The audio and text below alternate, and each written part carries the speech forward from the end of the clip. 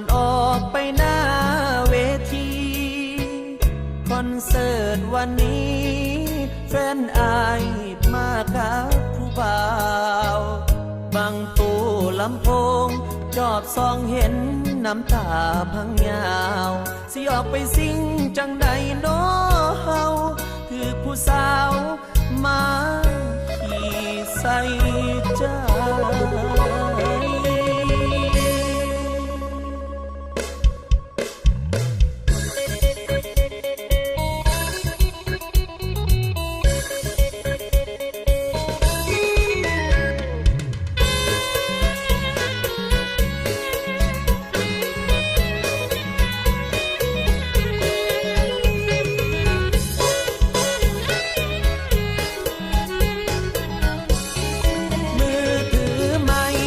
ใจมันเปื้อนน้ำตา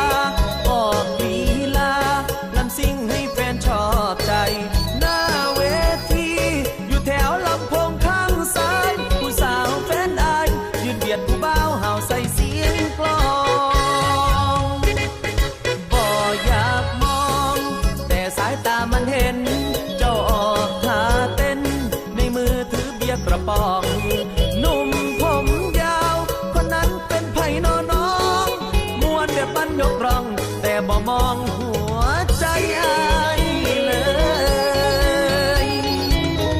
ถ้ากันเย้ยเอาให้ตายเอาให้เต็มที่เอาให้มันปนปีวันนี้อย่าเศร้า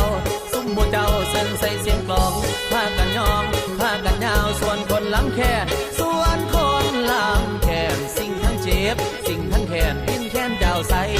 เจ้าใสเจ้าใสเด้อนางเด้อเด้อนางเด้อเด้อนางเด้อเด้อเด้อนางเด้อ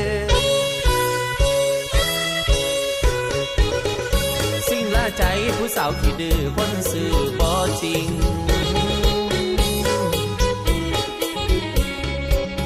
ไอ้หนุ่มลำซิ่งถูกทิ้งที่หน้า